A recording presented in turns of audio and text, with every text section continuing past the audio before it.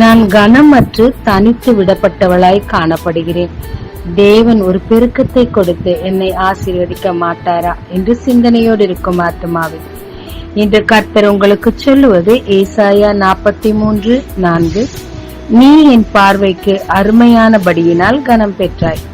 நானும் உன்னை சிநேகித்தேன். ஆதலால் உனக்கு பதிலாக மனுஷர்களையும் உன் ஜீவனுக்கு ஈடாக ஜனங்களையும் கொடுப்பேன். தனக்கு முன்பின் தெரியாத நாட்டிற்கு மாமியாரின் துணையோடு வந்தாள் ரூத்.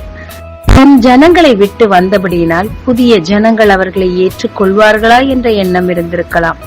ஒரு கைவிடப்பட்ட சூழ்நிலையிலும் மாமியாரை மட்டும் அவள் கடவுளை மட்டும் பின்பற்றி வந்தாள். ஆனாலும் தேவனுடைய பார்வைக்கு அவள் மிகவும் அருமையானவளாய் இருந்தாள். ஏனென்றால் அவள் தேவனை நேசித்த விதம், தேவனை பின்பற்றிய விதம், அவளுடைய அர்ப்பணிப்பு எல்லாமே தேவனுடைய இருதயத்திற்கு மிக மிக பிரியமாயிருந்தபடினால் கர்த்தர் அவளை சிநேகித்தார். எனவே அவள் தனியாய் வந்தாள். ஆனால் இப்பொழுதோ ஒரு பெரிய இடத்திற்கு, வயலுக்கு சொந்தக்காரி, மிகவும் ஐஸ்வர்யவாட்டி, இயேசு கிறிஸ்து வம்சத்தின் தாய் நகோமிக்கு மகனாகவே மாறி போனாள்.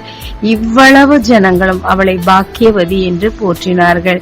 இதற்கு காரணம் அவள் தேவனுடைய பார்வையில் அருமையாயிருந்து அவரிடத்தில் கனம் பெற்றபடியினாலே மாத்திரமே. நாமும் நம் சொந்த பந்தங்களால் கைவிடப்பட்டு தனித்து விடப்பட்டிருக்கலாம். நான் ஒரு அனாதை என்று நாமே உணரும் அளவுக்கு கனவீனப்படுத்தப்பட்டிருக்கலாம். ஆனாலும் கர்த்தரை மட்டும் பின்பற்றுங்க. தளராமல் சோர்ந்து போகாமல் அவரை மட்டும் பின்பற்றுங்க.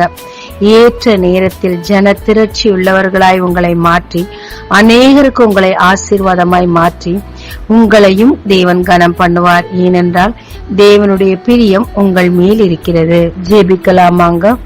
தேவரே, நான் புறக்கணிக்கப்பட்டு தனித்து விடப்பட்டவளாய் இருந்தேன்.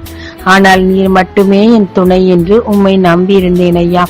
இப்பொழுது எனக்கும் ஒரு ஜனக்கூட்டத்தை கொடுத்து ஆசீர்வாதத்தையும் கொடுத்திருக்கிறீர்.